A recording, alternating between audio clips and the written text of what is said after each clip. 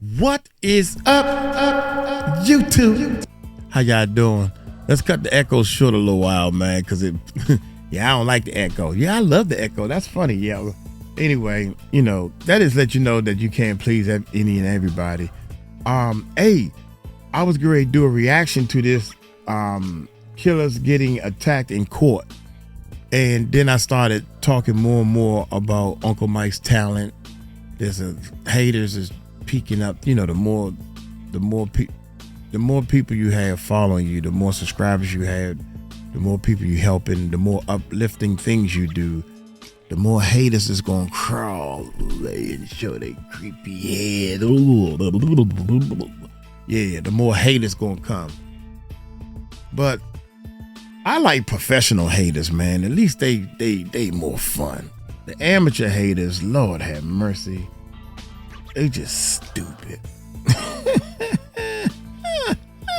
Anyway, check this out. I actually was going down my own rabbit holes, man, and I'm like, damn, I could have talked about this. Damn, I could have talked about this. So I pulled up something to talk about. The video ended up being an hour long, showing all the stuff that Uncle Mike does since I don't have time to be a pervert. You feel me? I'm just gonna put that out there. I don't have time to be a pervert, because that sounds like something negative to hurt people.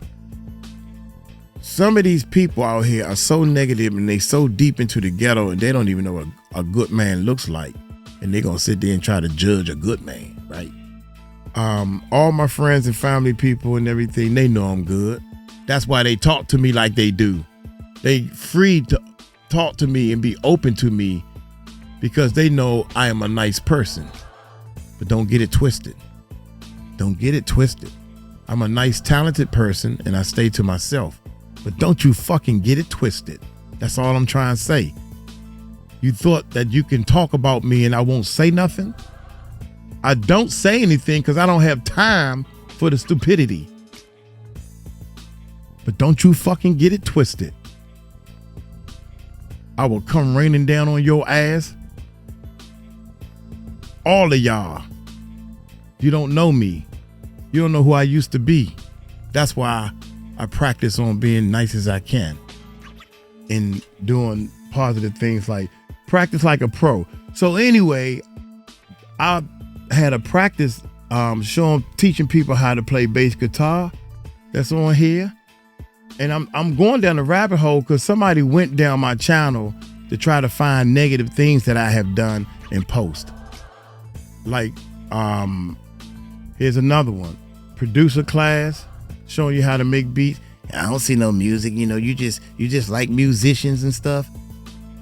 This right here is about, I'll play a little teeny bit of this. Hey guys, if you really want to produce music and learn from me some of it. So I'm trying to hurry up so we can get this video going. Let's go. I'm key playing in the different filling up. I'll give you anything you want in this whole wide world. So that I'm teaching them how to produce music. I play 5 instruments. When I say I play 5 instruments, I know how well I am. And it sounds like I'm bragging.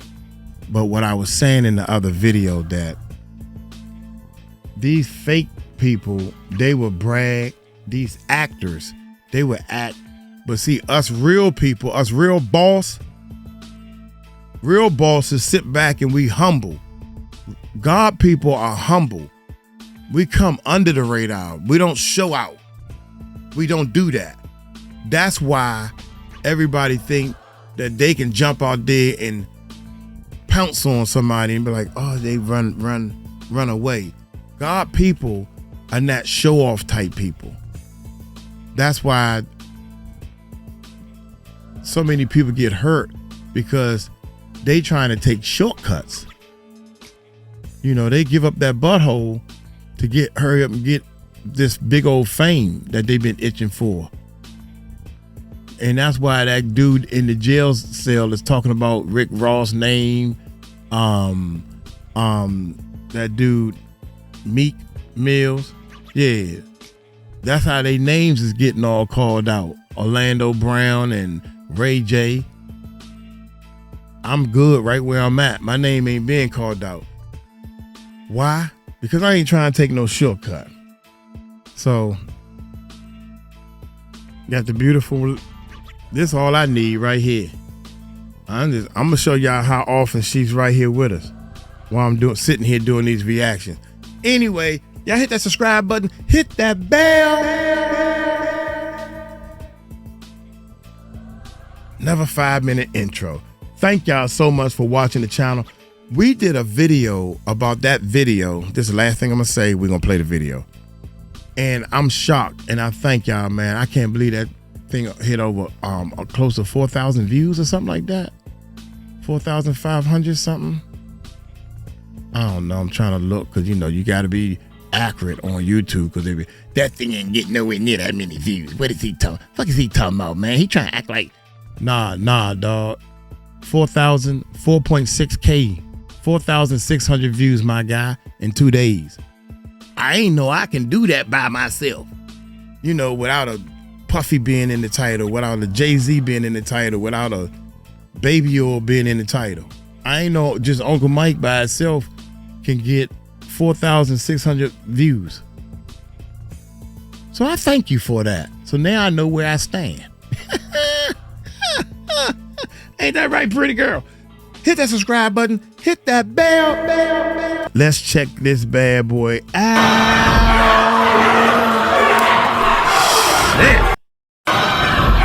Let's get with the negative stuff, baby. This is the exact moment two brothers attacked their mother's killer in court. Bam! There you go. Get him. Don't let them police officers stop you. Kick his tail. If you're going to do something, do it right. Don't halfway do it. Kick tail. People kill me when you got a female or somebody hold. Man, what? Then they holding him back and they hand slip away. They grab the hand. Yeah. All acting.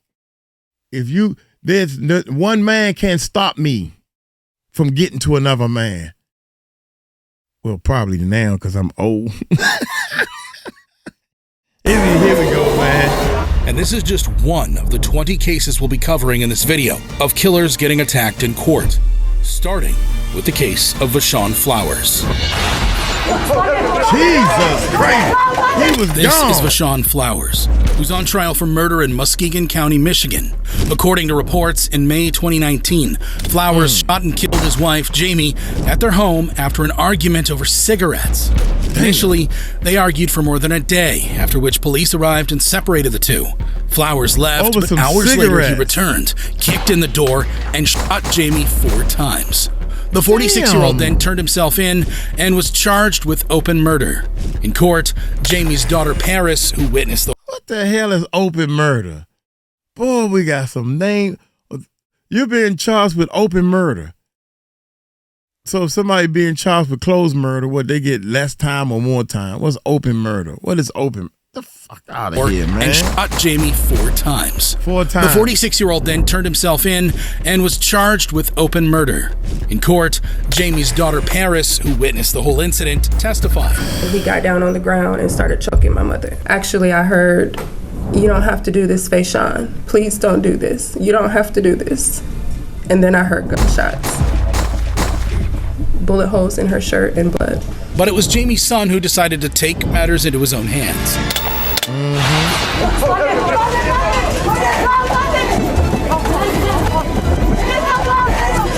Dang, he didn't even get close. During a hearing, 21-year-old Lindy Jones was seated in the gallery with the rest of his siblings, when suddenly he leaped over the barricade and headed straight towards his mother's killer.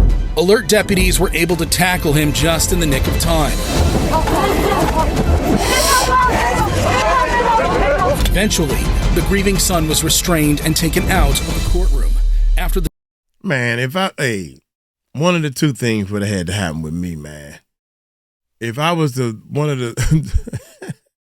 I was the bailiff in that courtroom, and I had to restrain my man, done jumped over there to get this dude, I'd have been like, something got my eye, young. I tried to grab him, but I couldn't find. Something got my eye. I would let him get to him. Or if I was the judge, I know, and this is facts right here. I know this happened. The judge probably listened to him, right? And gave him a lighter sentence, or, sent him home with some paperwork. The son that kirked out and jumped over. Can't give him no time. That man killed, especially if he found guilty, that man killed his mama. Y'all crazy, man. Where your dignity at? The dust settled. Flowers was convicted of Jamie's murder and sentenced to life in prison. While Vashon Flowers faced his son's fury, what happens when a killer gets attacked by the victim's brother? Like in the case of 33-year-old Jeffrey Clark, who's facing first-degree premeditated murder charges in Fraser, Michigan. On July 4th, 2020. See that mugshot? No matter what, I'm going to keep this acting up. I'm all that while you're in jail. Be all that and help somebody, man. 2. Clark shot and killed 28-year-old J. Robertson in execution style after chasing him down an apartment complex parking lot. This was an execution. Just wasn't a murder, an execution. A doorbell camera captured the moment Robertson was shot. Clark was arrested after an ankle monitor he was wearing placed him at the crime scene. Your Honor, at the time, the defendant had a tether on his ankle. We do have the tether records that place him at that location at that time. At his trial, Clark's girlfriend testified that the defendant threatened her after the shooting. He proceeded to tell me that he would kill me if I told on him. He told me that Mr. Rob. What? Nigga. You gotta say the N-word with him. Nigga. Why are you worried about her telling you got an ankle bracelet on? What is wrong with you? Oh my God. You talking about the dumb robber. I didn't know it was this many dumb people in this world. I swear I didn't know it was this many dumb.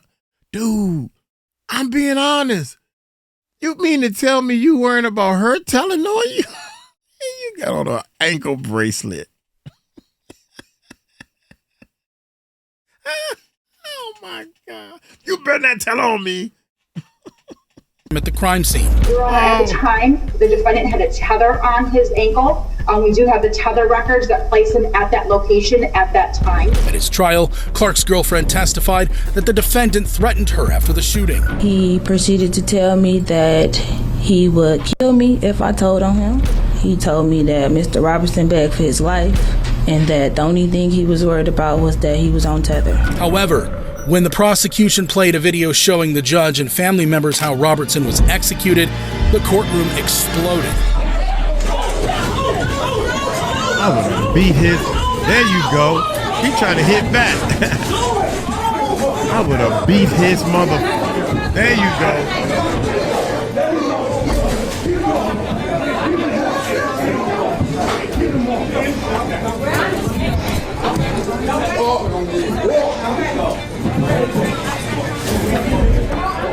Y'all wrong, They court. gon' see you.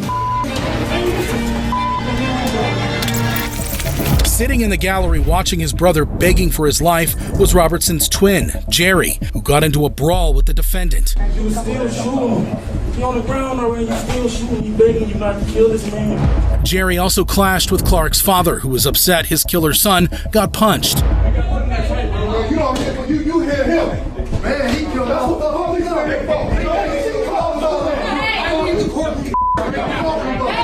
He ain't got a leg to stand on. Go ahead. Vashon, man. Knock it off. Vashon. What? Wait a minute. Hold up. So the little boy who killed, oh my God, he actually executed the dude, little kid. That's his father. And his father talking to them, you should be on their side. If I had a son, I love my son. I love my daughter. But if wrong is wrong, right is right. That gray area is what's messing everybody up. It's messing everybody up. That's my son. I'm going to stand by my son no matter what. Yeah, you stand by your son. Show him, I love you, son, but you know you did wrong. I mean, he did wrong.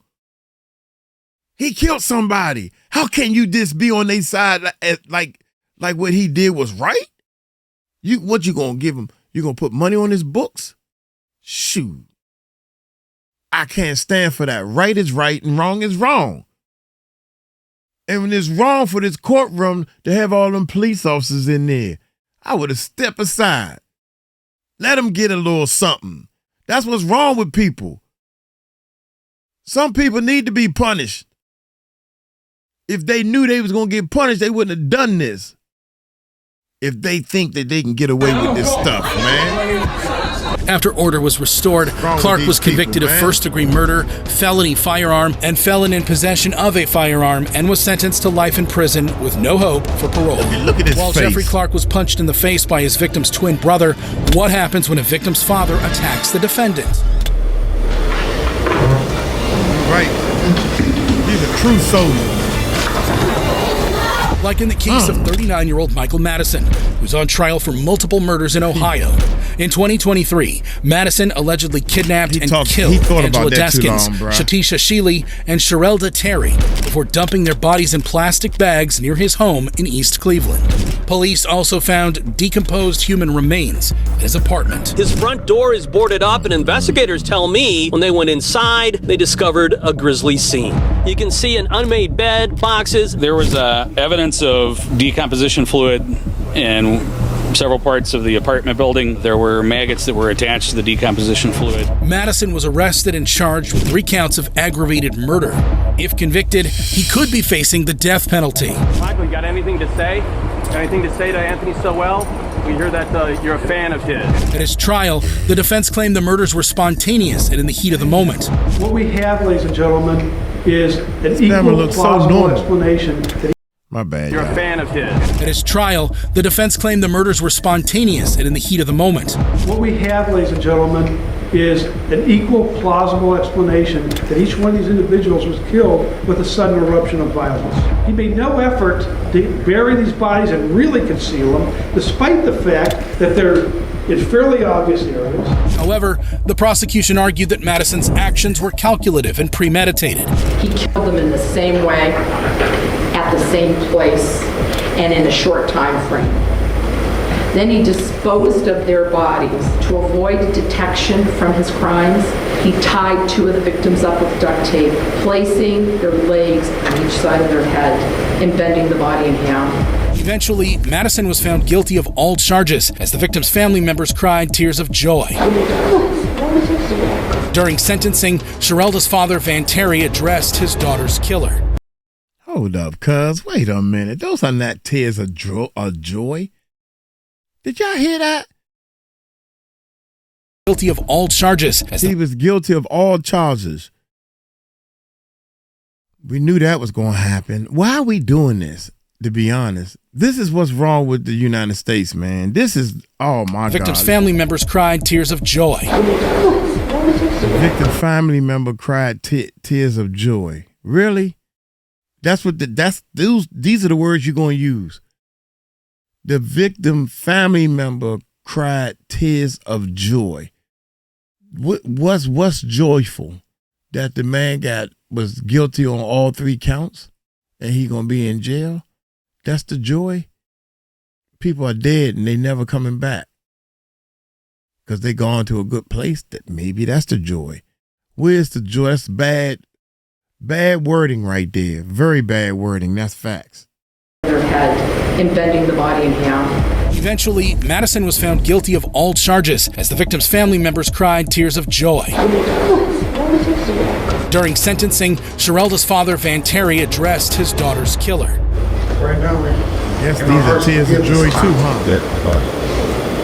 You've touched our families, taken my child. He looked straight at Madison, who grinned at him off camera. This is when Terry exploded.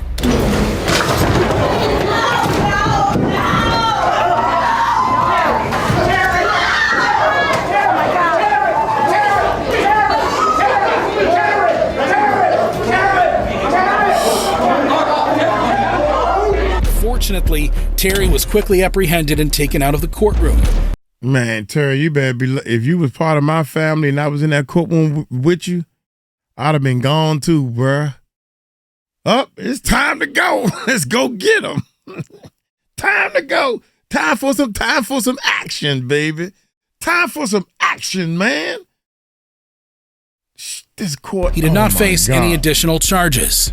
A short while later, Judge Nancy McDonnell addressed the court. I am struck by the sheer inhumanity of what one human being can do to not one, but 3 human beings. She called. This is what kills me, y'all. And I'm going to stop stopping it, man. I'm just going to let it play. All this terrible, horrible stuff that these people are doing, and we sit in this courtroom, and we don't see no get back. Man, I'm sorry, man. We don't see no get back. That's why they jumping like that, man. You got to give him some, bend his tail over and spank him on his butt with a paddle at least 10 times or something. People want to see some daggone get back, man. You done F these people up. You done killed them.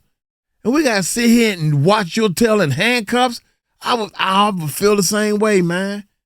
I would feel the same way. The murder's an act of sheer inhumanity. He went on to abuse the corpses of these 3 victims. Look at him. He rocking all in this chair. You stripped them from the waist down. Got himself a nice haircut.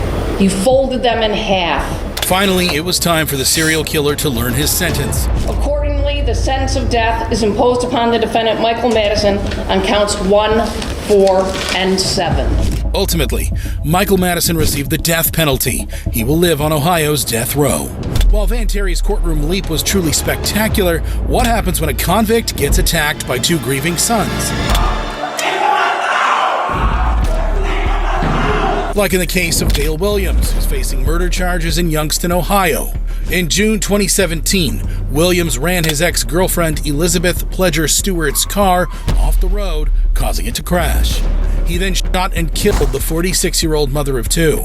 After his arrest, Williams pleaded guilty to aggravated murder and weapons charges. Facing the possibility of life in prison, the 62-year-old appeared at his sentencing, where the victim's 2 sons decided to deliver some justice of their own.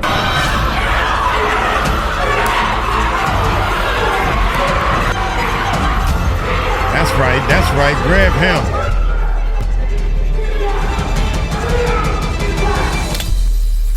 .30-year-old Anthony Dees jumped across the table, evaded deputies, and dragged Williams down by his feet.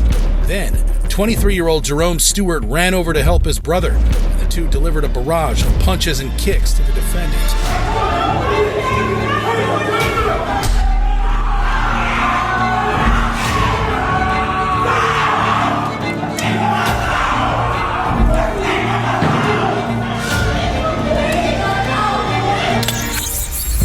Deputies struggled to contain the brothers. One officer pulled out a taser gun and shot Stewart. Williams was safely escorted from the courtroom as he wiped the blood off his face.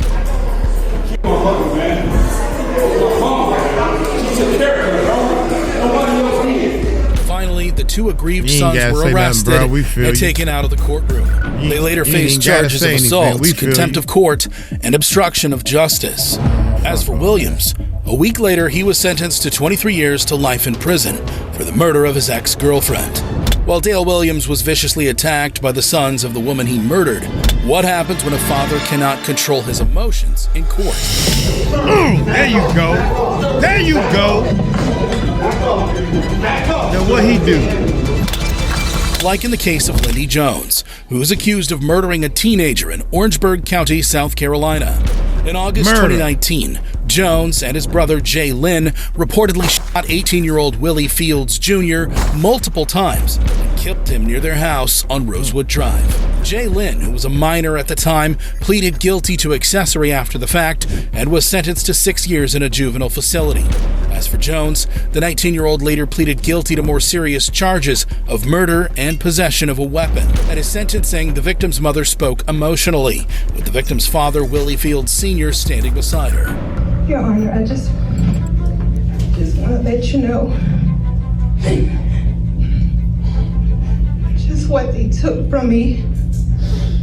They took away my only child. Shit's sad, man. It's been so hard. Eventually, it became too much for the grieving father. He got him good. He got him good, young. Shoot.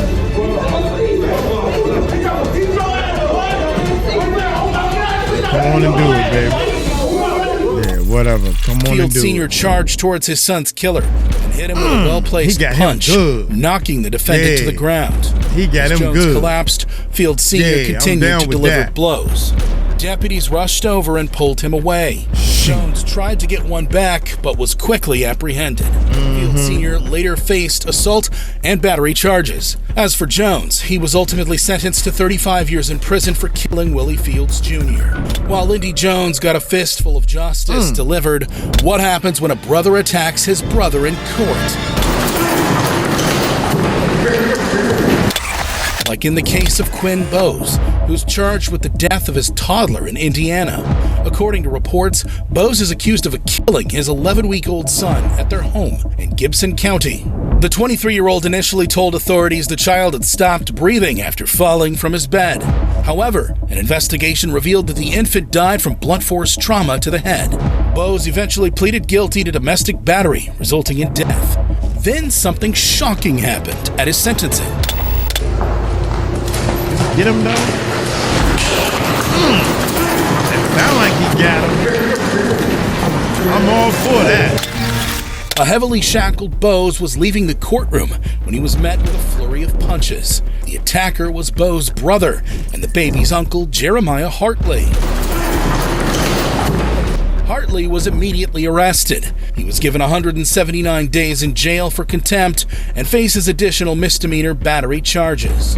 As for Bose, he was ultimately sentenced to 25 years in prison for murdering his son.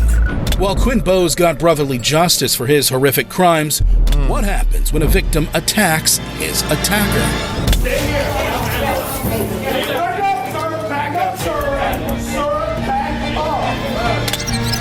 Like in the case of Eric McCullough, who was on trial for murder in Chattanooga, Tennessee. In July 2015, McCullough allegedly stabbed his niece Tuinstra to death outside an apartment and injured her boyfriend Antoine Lee after he came to her aid. The 46-year-old was arrested and charged with criminal homicide. At his trial, Lee, who was in custody on an unrelated charge, was asked to testify. And suddenly,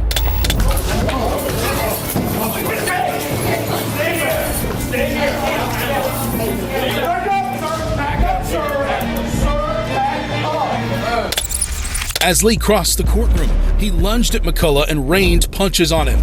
4 officers grabbed the attacker and tackled him to the ground. One of them even pulled out a taser. We've got some folks out in the hallway who are out of control too, so watch them. Sergeant Jackson, Central Patrol, Company, bringing those 2 inmates back. I need the jail locked down. Stop all inmate movement. Assume emergency traffic. After the courtroom was cleared, the chaos spilled into the hallway, prompting a total lockdown. In the end, Lee pleaded guilty to aggravated assault and was sentenced to 11 months and 29 days in prison. As for McCullough, he was later convicted of voluntary manslaughter and faced 3 to 6 years in prison. While Eric McCullough got a taste of his own medicine, what happens when a grieving father attacks the defendant? Take him there.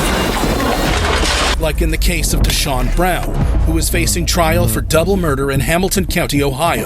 In December 2020, Brown reportedly stabbed and killed his 29-year-old girlfriend, 𝗗𝗢𝗡𝗞𝗦 at an apartment on Melrose Avenue. He later dumped her body near the Purple People Bridge and threw her son Nilo into the river alive. His body was never found. Brown was arrested and charged with aggravated murder, tampering with evidence, and gross abuse of a corpse. Did he say he just threw him into the river alive? Oh my God, Lord. You are, oh my God. 𝗗𝗢𝗡𝗞𝗦's father and the child's grandfather said Brown deserved no mercy for his actions. Deshawn Brown deserves nothing less than the death penalty. That's exactly what you deserve. No mercy at all. Facing the death penalty, Brown appeared in court, where the father of the 3-year-old toddler decided to take matters into his own hands.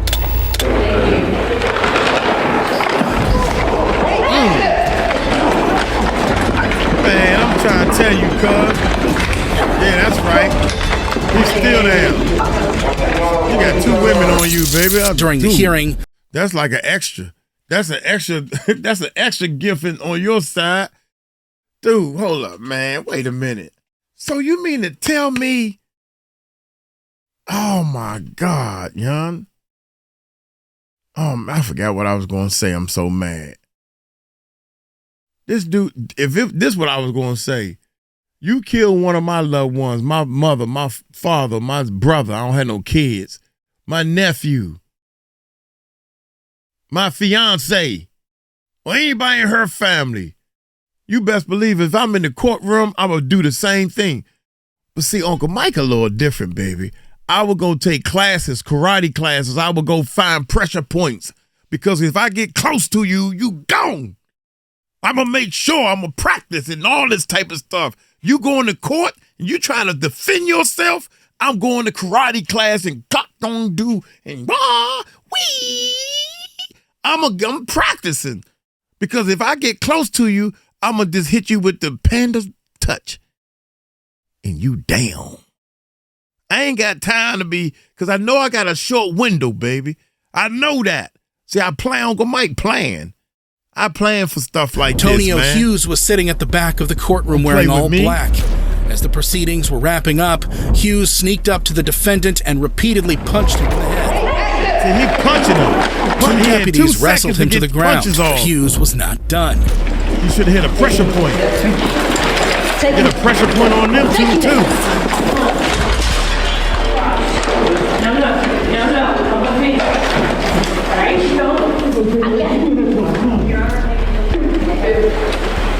It took half a dozen deputies to get a hold of the aggrieved father. You good? Hey, chill out.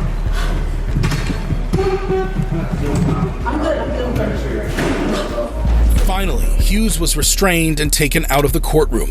He later served 4 days in prison for contempt of court. As for Brown, he is set to go to trial in 2025. While Deshawn Brown faced the wrath of a victim's father in court, what happens when a victim's family member lunges at the defendant? You don't know a damn thing about black people.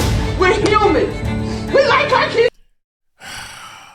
There they go, gotta play the race card. They don't know a damn thing about black people. Not one thing, they breathe, they eat, they bathe, they use the bathroom, they bleed just like we do. We get educated, we smart, we fast, we strong. They don't know nothing about black people. That's messed up. Of a victim's father in court. What happens when a victim's family member lunges at the defendant? You don't know a damn thing about black people. We're human. We like our kids to go to good schools. We love our kids. We never go in no neighborhood to take people out. Like in the case of 18-year-old Payton Gendron, who is on trial for mass murder in Buffalo, New York. On May 14th, 2022, Gendron allegedly carried out a mass shooting at Tops Friendly Markets on the east side of Buffalo. He live-streamed part of the attack on Twitch, a video streaming platform. First, Gendron was seen getting into his tactical gear. Upon reaching his destination, Gendron can be heard saying, "Just gotta go for it," and "This is the end." Just gotta go for it, man. It's the end. Right here. What happened next left the whole nation shocked. He shot a lot of people up in there. Oh my God. Wow. He a terrorist or something. Yo, he gotta be a terrorist. Wow. He's a terrorist or something. Yeah.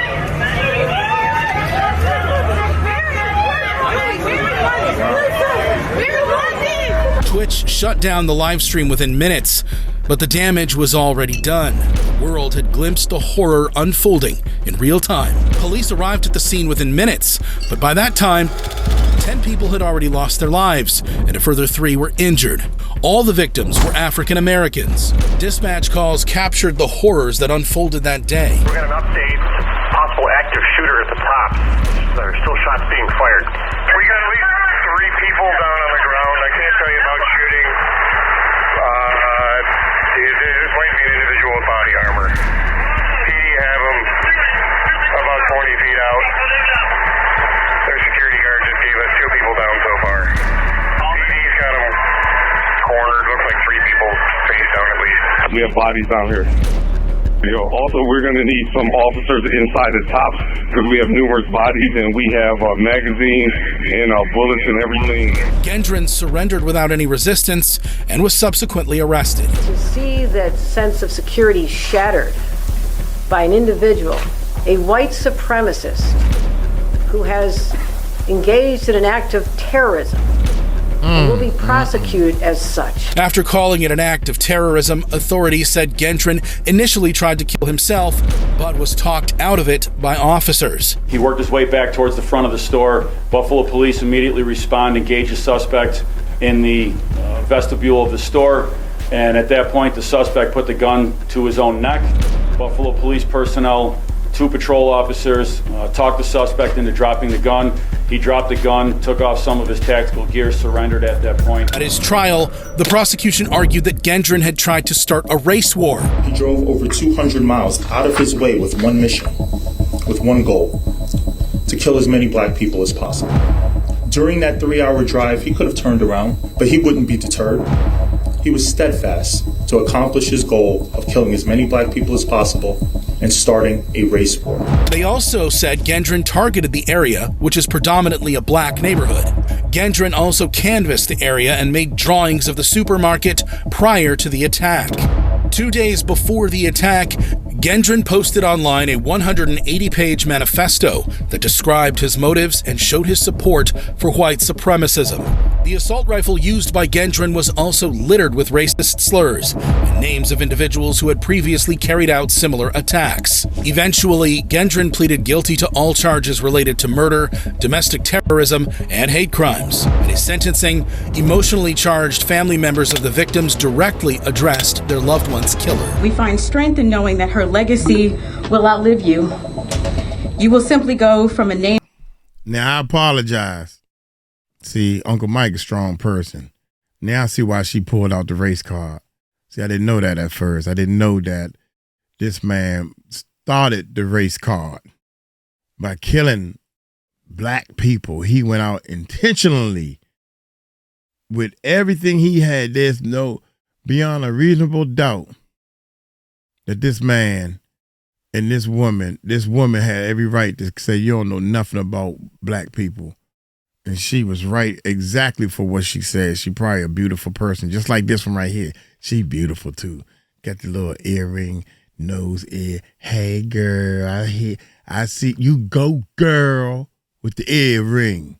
You go with the natural bush, the ush bush, baby, back in the day. That's the throwback bush. I likes that. I like that natural. Instead of all that perms and all that wigs and chemicals and stuff that you can catch cancer from. Yeah. To a number. Beauty. You will be herded like cattle. You will be shut away from the world. You will not enjoy family events. You will not enjoy outings with friends. You will be nameless and faceless, and we feel sorry for you. We pity you even. Your life was meaningless before May 14th, 2022. And you woke up every day feeling small. I don't wish the death penalty on you. I wish they keep you alive. So you have to suffer with the thought of what you did for the rest of your life. And trust me and believe, these dudes can't stop me, really. I'm the littlest thing in here and very agile, but I don't want to hurt you. However, one family member decided to take matters into his own hands. You don't know a damn thing about black people. We're human. We like our kids to go to good schools. We love That's probably his wife. We never go in no neighborhoods and take. He mad that his wife is.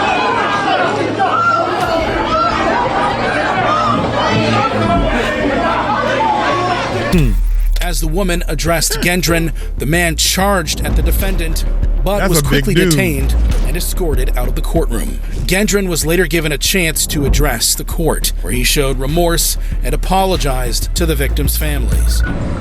I'm very sorry for stealing the lives of your loved ones. I cannot express how much I regret all the decisions I made leading up to my actions on May 14th. I did a terrible thing that day. I shot and killed people because they were black. Looking back now, I can't believe I actually did it. I believed what I read online and acted out of hate. And now I can't take it back, but I wish I could. And I don't want anyone to be inspired by me and what I did. But the judge showed him no mercy. There is no place for you or your ignorant, hateful, and evil ideologies in a civilized society. There can be no mercy for you, no understanding, no second chances. The damage you have caused is too great, and the people you have hurt are too valuable to this community. You will never see the light of day as a free man ever again. It is the judgment of this court for your conviction under the first count of the indictment, a domestic act of terrorism motivated by hate in the first degree, an A1 felony, that you be sentenced to life imprisonment without parole. Ultimately, Gendron was sentenced to life in prison without any hope for parole. While Payton Gendron felt the fury of a grieving family member, what happens when a defendant gets attacked in front of a judge? You know that I can't do that. That's not how our legal system works. Like in the case of Larry Nassar, who's facing multiple sexual abuse charges in Michigan. Nassar, who served as the team doctor for USA Gymnastics, was accused of sexually assaulting hundreds of young gymnasts. Under the I told y'all over and over again, the music business, the movie business, and the sports business has a whole lot of people doing some bad things they got a lot of P's. What they call it? PDFs.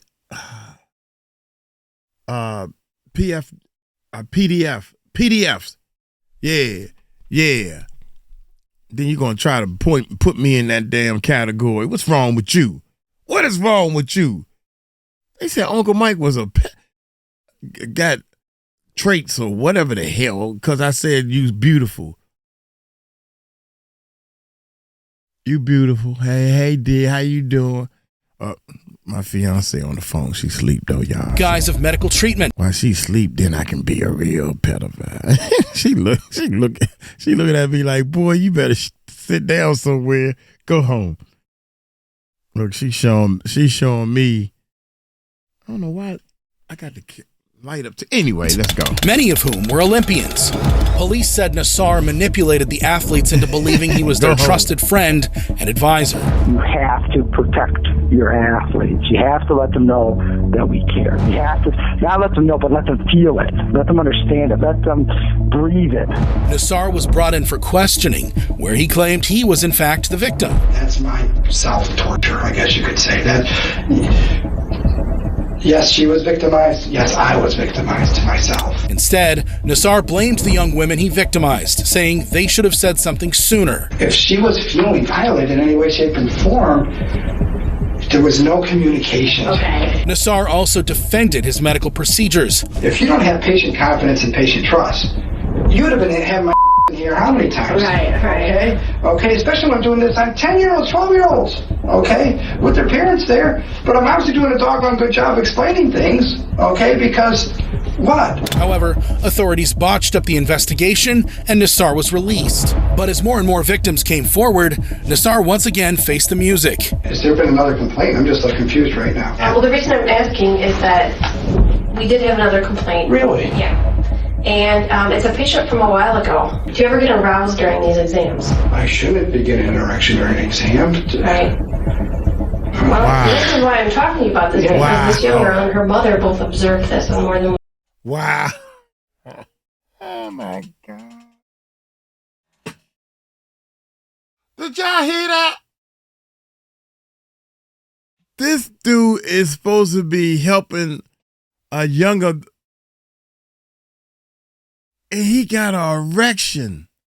That's what they said. Ew. There's something wrong with you, dude.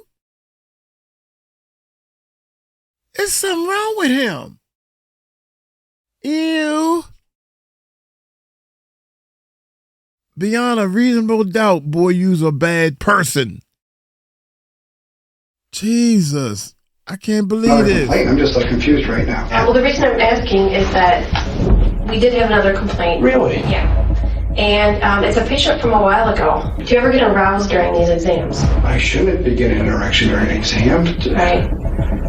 Well, the reason why I'm talking to you about this is because this young girl and her mother both observed this on more than one occasion during treatment. Nassar again tried to defend his actions and played the victim card, but this time his game was up. If there was arousal, it's. I mean, like it would be because of whatever. I don't know, but I'm not trying to. I don't know. Well, I don't know. When you're a guy, sometimes you get an erection. It's like blindsiding someone. You know what I mean? It's like. Oh, now he trying to shit. If I accidentally got an erection around a mother and their daughter, I would excuse myself and I would be gone. I wouldn't even want them to see nothing like that. That's stupid. That's if. How dare you? Shame on you, man. Oh my God, that's some nasty stuff, man. I have never gotten anybody into any of my recording studios and tried to get my little, I get your freak on, get your freak on, get your freak on. I get your freak on. Never tried to do nothing like that while we trying to do music. Ew. I'm not even thinking about being turned on that way with all these beautiful people in this world. When it's time to get down, we know how to get down. It's different. It's beautiful. It's even. It's oh my God. If you're doing this, you're doing it for good to help someone. It's mutual. And they're giving you the positive feedback that you're helping them.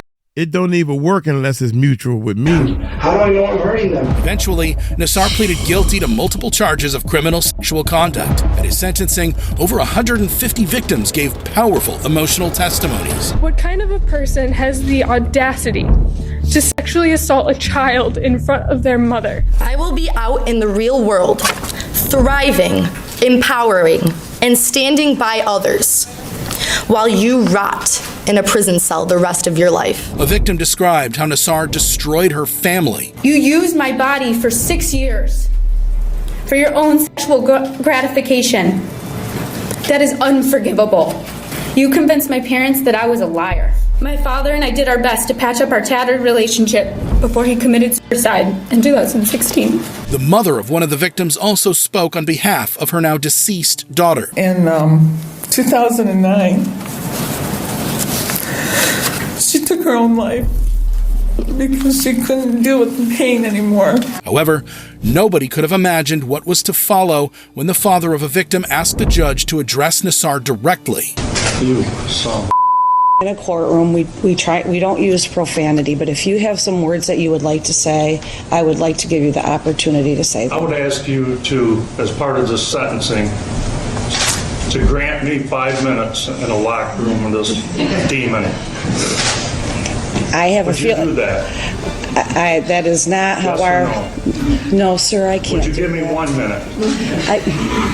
Denied, he decided to take matters into his own hands. You know that I can't do that. That's not how our legal system works. It should work that way.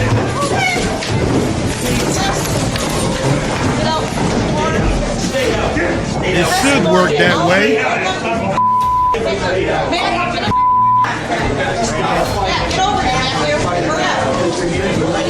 want that stuff behind your back. Give me 1 minute with that. The grieving father was arrested and taken away by court officers. Then, Judge Rosemary Aquilina tore into the defendant. Because, sir, you do not deserve to walk outside of a prison ever again. It is my honor and privilege to sentence you. Eventually, it was time for the disgraced doctor to learn his fate. Sir, I'm giving you 175 years, which is 2,100 months. I've just signed your death warrant. Ultimately, Nassar was sentenced to 175 years in prison for his crimes. While Larry Nassar faced a father's fury in court, what happens when an all-out brawl breaks out between the victims and the defendants' families?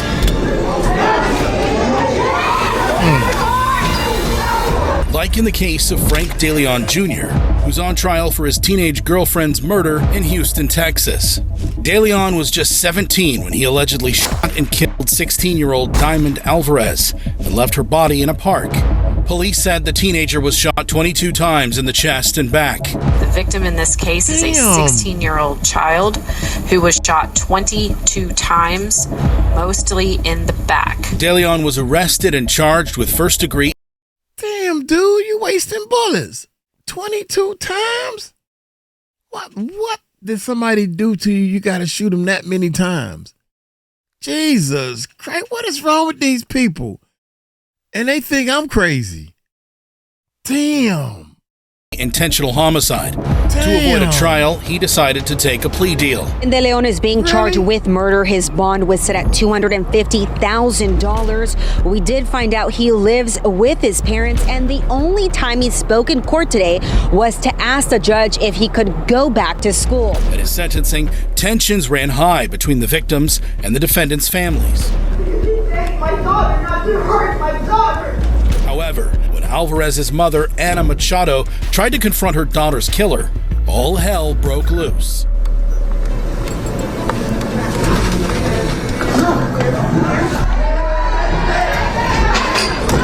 There you go. There you go. That's right. Give up so fast.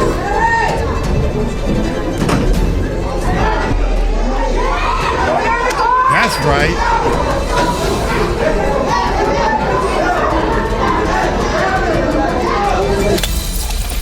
After an emotional impact statement, Machado walked towards DeLeon, but was stopped by a deputy.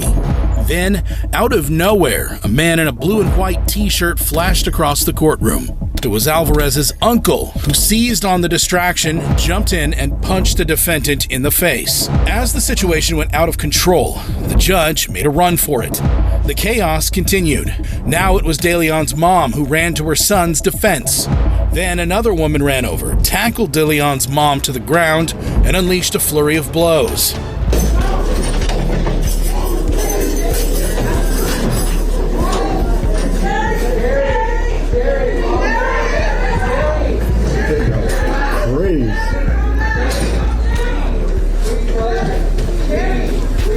Yeah, I would have had some broken bones after this. Finally, deputies were able to gain control of the courtroom.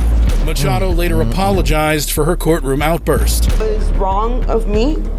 That was wrong of us because we're not monsters.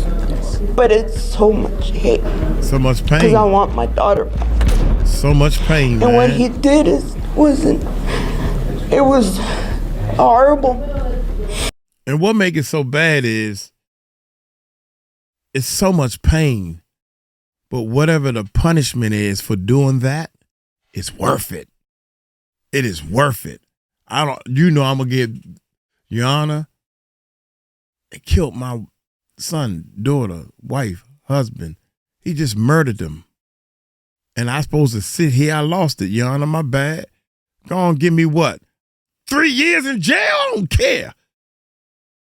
After the 3 years, I got a hole in my heart. They ain't gonna give you 3 years. They ain't gonna give you 3 years. Well, they gave him 3 days. One person got 3 days in jail. They should have got 3 minutes. All of them should get 3 minutes in jail. That's right, I said it. You were a good citizen. You ever had a speeding ticket?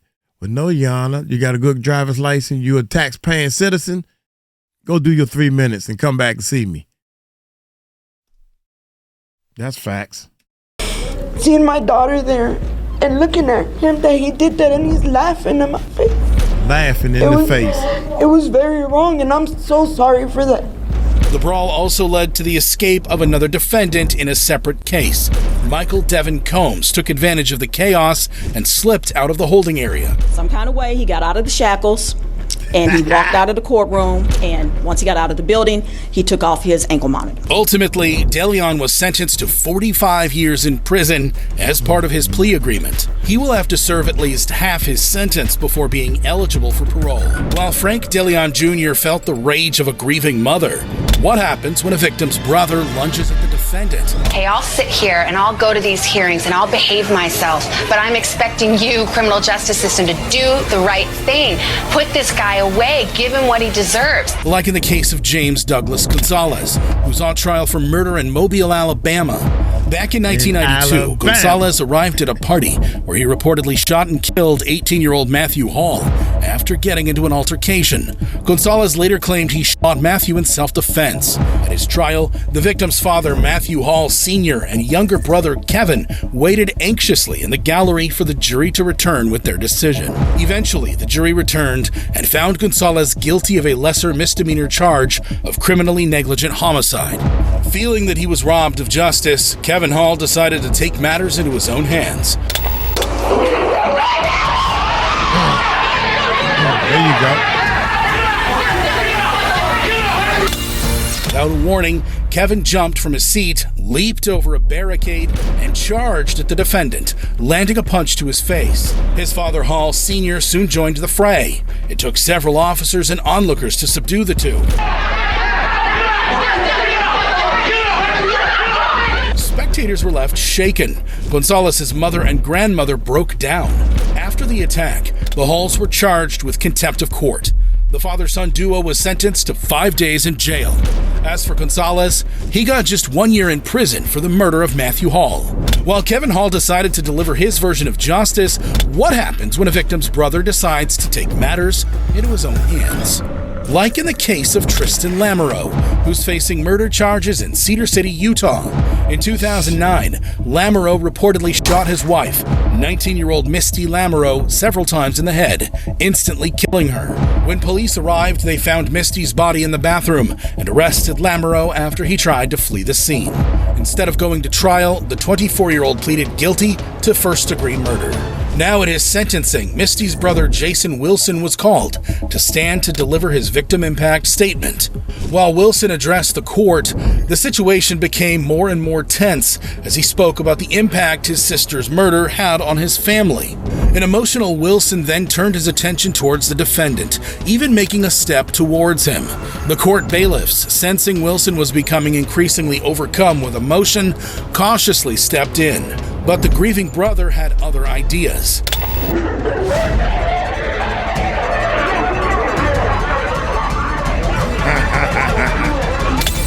As the bailiffs approached him, Wilson ran behind the attorney's table and tried to take a swing at Lamoreaux. But before he could reach the defendant, the bailiff sprang into action and tackled both Wilson and Lamoreaux to the ground. Wilson was restrained and removed from the courtroom. He faced no additional charges. After the dust settled, the courtroom was put back in order and the sentencing continued. Eventually, Lamoreaux was sentenced to 15 years to life in prison for killing his wife. While Tristan Lamoreaux almost felt a grieving brother's fury, what happens when a baby girl's father decides to take revenge? Like in the case of Clifford Thomas and Jasmine Gordon, who were accused of abusing a child to death in Detroit, Michigan. In September 2014, Thomas was babysitting Gordon's 3-year-old toddler, Jamila, when the child suddenly became unresponsive. Little Jamila was taken to the hospital, where doctors pronounced her dead on arrival and found bruises all over her body, showing signs of physical abuse. This child had over 50 injuries, and they were at various stages of healing. Had several impacts all over her head. In fact, there was hemorrhaging between the scalp and the bones of this child. Police arrested both Gordon and her boyfriend Thomas and charged them with Jamila's death. Gordon was eventually convicted of involuntary manslaughter and first-degree child abuse, while the jury found Thomas guilty of involuntary manslaughter and resisting arrest.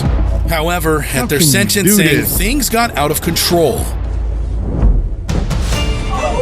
That's right. That's right. That's right.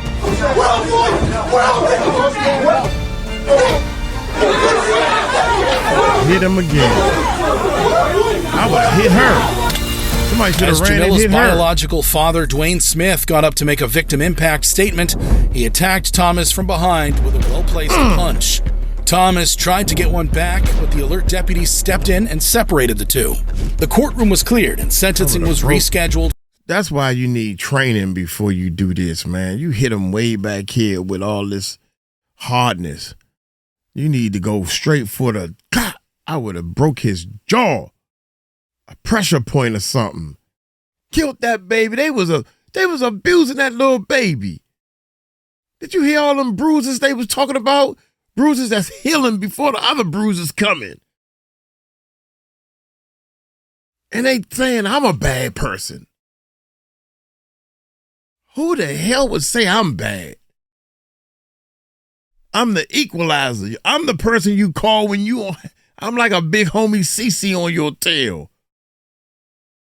I can't stand when other people suffer in any kind of way. I can't stand that, man. I'm going to have to take another break after this one, man. Ultimately, Gordon was sentenced to a minimum of 14 years in prison, while Thomas got another 58 months in jail for their role in baby Jamila's death. Clifford Thomas painfully faced the fist of justice. But what happens when the victim's entire family starts a brawl? For that, we head to Louisville, Kentucky, where the preliminary hearing of 30-year-old Jayen Forest is underway. On September 18th, 2023, 30-year-old Forest assaulted and strangled his stepfather, Victor Anderson Sr., at an apartment in St. Denis. Police said the 59-year-old suffered from fractured ribs, a broken jaw, and manual strangulation. Forest, who made no attempt to flee, was arrested and charged with murder and domestic violence. Now in court, the prosecutor called Detective Williams Burns to the stand. Detective Burns, were you involved in investigating a homicide that occurred on September 18th, 2023 at 4523 Broadleaf Drive? I was. However, as the detective answered the prosecutor's questions, a fight broke out in the gallery. They then made contact with a property manager or a maintenance. Excuse me. Please don't let that happen again. Don't look back here. Turn your mother. Ma'am. Judge, can we clear the courtroom? Yes. No, just ma'am. I'm sorry if you're not able to. You're excused. Judge Yvette De La Guardia asked the woman to leave, but she doubled down and accused Forrest of killing her father. Killed my handicapped daddy. Him. Right. And your dad? Daughter. My daddy. Even as the judge asked everyone to maintain order, the situation just got worse. Ma'am, you sick? I don't know what I'm going to do. Sir?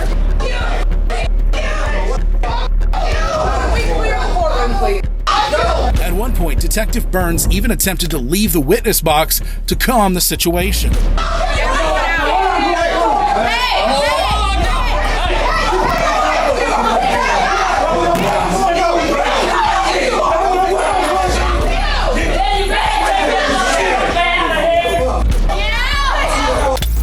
As things got out of hand, Judge De La Guardia threatened to hold those acting out in contempt of court. Go!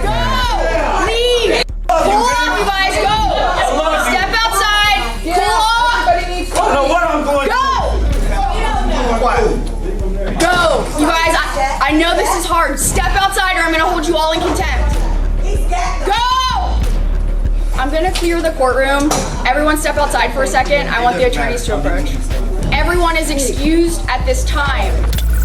After the judge ordered the courtroom to be emptied, the chaos spilled out into the hallway. Deputies eventually had to use pepper spray to stop the fight. 4 people were arrested. In the end, the hearing did continue, with the defendant Forrest returning to jail under a $250,000 cash bond. While Jayen Forest faced the wrath of his victim's family, what happens when a defendant swings? He over there talking about, come on, dude. Oh, my God. He over there talking about, man, you don't know what I'm going through.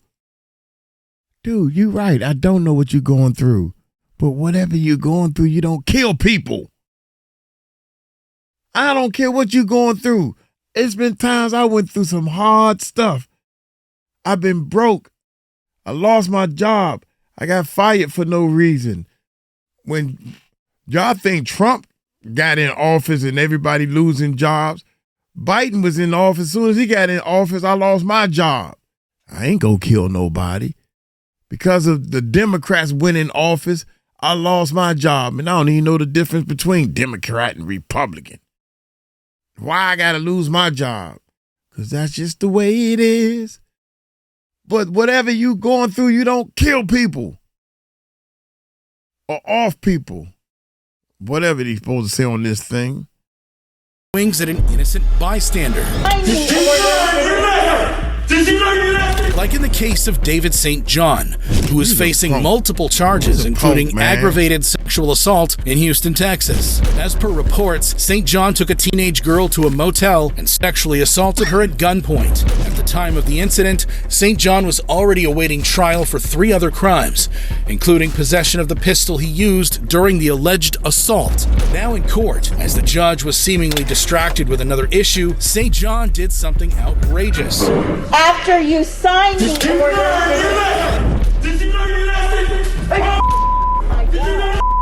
Wait a minute, what kind of court is this? Where are they at? Where are they where you can actually freaking, oh man. He should have been in. He kept repeating, "Did you learn your lesson?" before punching a man in the face. Fortunately, St. John was quickly subdued by an officer. As he was being cuffed, St. John continued to offer advice. Sit down, man. Sit down. You learned your lesson. Hey! I'm fine. What was that? No, you need to learn your lesson so you don't end up like me. You got a little attitude. Get up. Get up. It was unclear why St. John attacked the man, but before leaving the courtroom, he had one final word of wisdom. I did that for your good, son. Don't end up like me. Fortunately for St. John, the man did not press any charges. However, St. John pled guilty to his original charges and was sentenced to 2 25-year sentences.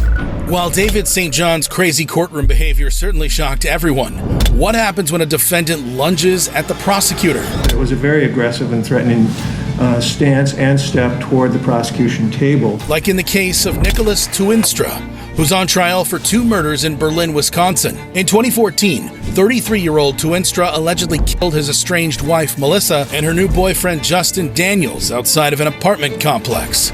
Police said Melissa had just filed for a divorce from Tuinstra and started dating Daniels. A passerby discovered the bodies and made a frantic 911 call. There's someone laying right outside Eskimo Comfort with blood all over. Have you tried to talk to her or anything? Oh, there's nothing. Okay. Blood. There's a lot of blood? Okay. She was located right outside on the sidewalk. Officers responding to the scene found the female in a pool of blood. Police also issued a statewide Amber Alert when 8-year-old Relaine went missing after her mother was shot dead. She was later found at her grandparents' house along with her father, Nicholas Tuinstra, who was arrested and charged with the murders. At the trial, the prosecution argued that the murders were cold-blooded and premeditated. In each victim, there were 2 in the head. All of the shots were from behind. The defendant, while claiming to investigators on Sunday that he had never been to 203 Broadway Street, changed his story on Tuesday, admitted he had been there during the time frame of the homicides. Tuinstra was eventually convicted of first-degree intentional homicide and stalking resulting in bodily harm. During sentencing, family members of the victims addressed their loved one's killer. I hoped that he was not allowed to see her. He murdered 2 people because his ego was bruised. If you, Nick, loved Melissa like you said you did, why did you kill her? However, things got ugly when the prosecutor mentioned that Tuinstra often abused his wife in front of their daughter. Relaine witnessed the defendant abuse her mother. I did not touch her. Never. One time she dug her nails. That was it. That was the only. After Tuinstra lost it and lunged at the prosecutor, several deputies removed him from the courtroom. A few minutes later, a much calmer Tuinstra returned to the courtroom and apologized. I apologize for the outburst to the prosecution. My daughter is a very sensitive subject. But the prosecution was having none of it. It was a very aggressive and threatening stance and step toward the prosecution table. The judge also condemned Tuinstra before declaring his fate. There is no remorse by the defendant. He continues to blame others. Even though Tuinstra was sentenced to 2 consecutive life terms with no hope of parole, he maintained his innocence. Blame everybody else but yourself. More truth out there, but I'll have to wait for appeals that people were not aware of. Tuinstra did indeed file an appeal, but his conviction was later upheld. While Nicholas Tuinstra showed remorse for his actions, what happens when an all-out brawl breaks out in court? I want you out of here now. I won't have you a second time. I won't have you. For that, we go to the Marion County Judicial Center in Ocala, Florida, where 20-year-old Travis Davis, 23-year-old 𝗗𝗢𝗡𝗞𝗦 Richardson, 22-year-old Brandon Banks, and 21-year-old Kelvin Grimmage were all convicted of first-degree murder. 2 years earlier, the 4 gunmen gunned down 28-year-old Courtney London inside his home, right in front of his children. After the guilty verdict, the 4 defendants were now in court to learn their fate. Any legal reason we shouldn't proceed with sentencing today? No, Your Honor. Okay. All right. So what I indicated that I would like to do is to have the gentleman. Suddenly, all hell broke loose. Hang on, Mr. Davis.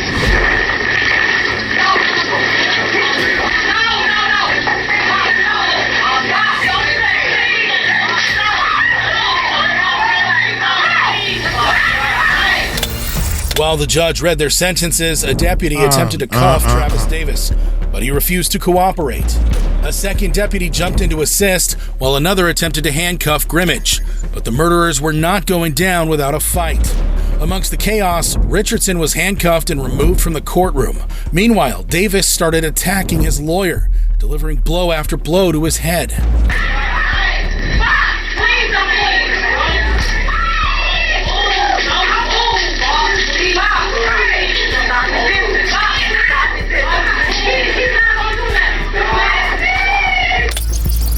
Failing to regain any control, a deputy pulled out a taser and zapped the remaining 3 defendants, including Banks, who didn't even join the melee.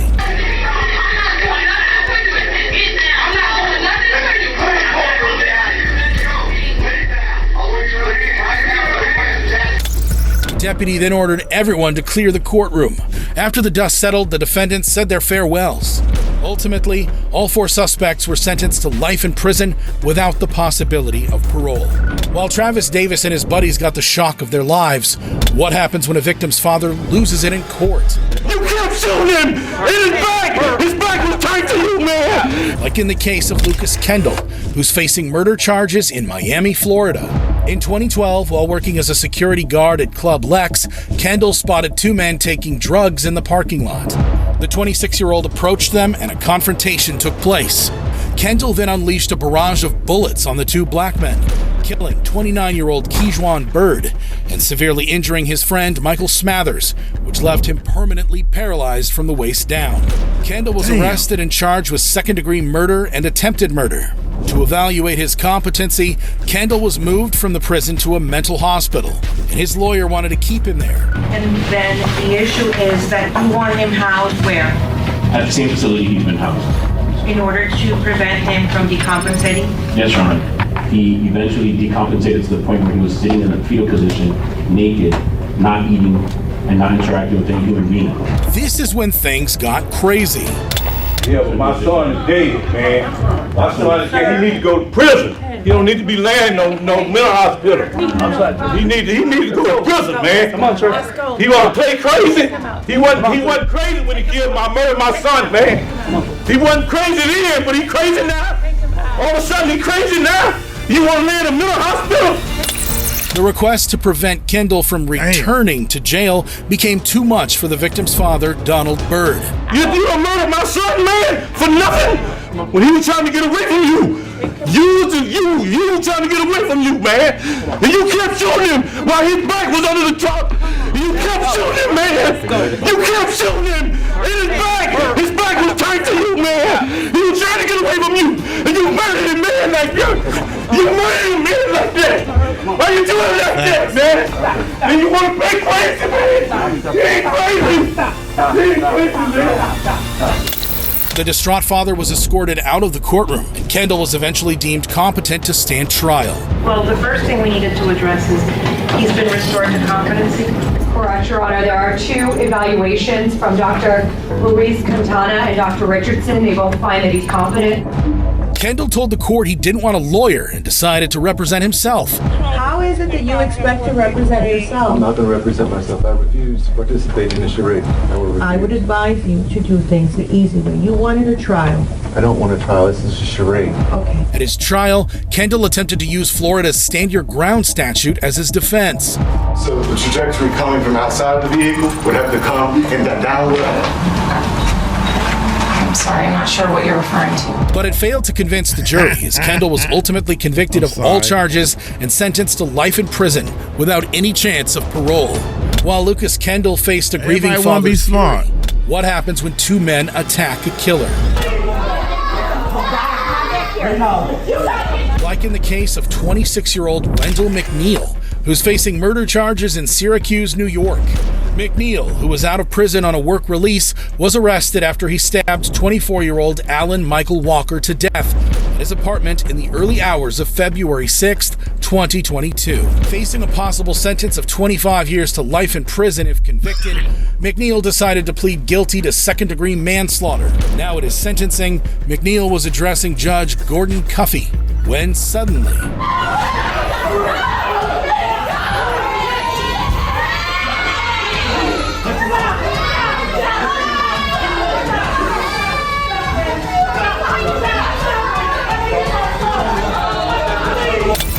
Two grieving men sitting in the gallery rushed past security and tried to get their hands on their loved one's killer.